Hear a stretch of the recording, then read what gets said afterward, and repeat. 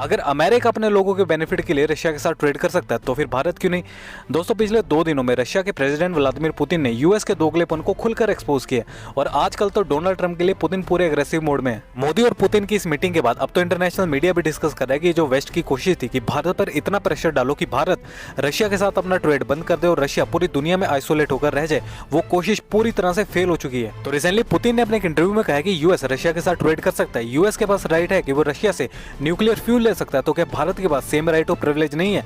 तो इतना दोगलापन क्यों भाई? तो रशिया और इंडिया ने क्लियर कर दिया कि अगर हमारे लोगों के बेनिफिट की बात होगी तो हम पहले से भी ज्यादा ट्रेड करेंगे, तुम्हें जो करना है कर लो। पिछले 2 दिनों में इंडिया और रशिया ने मिलकर कुछ बड़ी और इंपॉर्टेंट डील्स की हैं, जिसमें से पहली है कि इंडिया और रशिया ने सिविल न्यूक्लियर सेक्टर में एक बड़ा स्टेप लिया है। इंडिया में जो ज्यादातर बिजली बनती है वो कोयले से बनती है, लेकिन अब इंडिया और रशिया मिलकर इंडिया में और ज्यादा स्मॉल न्यूक्लियर रिएक्टर्स लगाएंगे और बिजली कोयले से न बनाकर न्यूक्लियर पावर से बनाई जाए। और एम ये है कि 1947 तक 100 गीगावाट तक बिजली बनाई जाए, जबकि अभी सिर्फ 8 गीगावाट बनती है। और दूसरी जो बड़ी अनाउंसमेंट रशिया ने किया वो ये है कि अमेरिका और यूरोप के प्रेशर के बावजूद भी रशिया भारत को क्रूड ऑयल, नेचुरल गैस और न्यूक्लियर सेक्टर में सप्लाई करता रहेगा और फ्यूचर में भारत और रशिया की एनर्जी पार्टनरशिप और भी ज्यादा स्ट्रॉन्ग होगी। रशिया ने इंडिया को ऑफर दिया कि अगर इंडिया हाँ करता है तो सुखोई 57 जो कि एक मोस्ट एडवांस फाइटर जेट है और लैंसेट ड्रोन्स, इनकी प्रोडक्शन यहीं भारत में होगी, वो भी पूरे टेक ट्रांसफर के साथ। और जब भी भारत में कुछ बनेगा, भारत के ही लोगों को जॉब मिलेगी और भारत की डिफेंस इंडस्ट्री बहुत तेजी से ग्रो करेगी।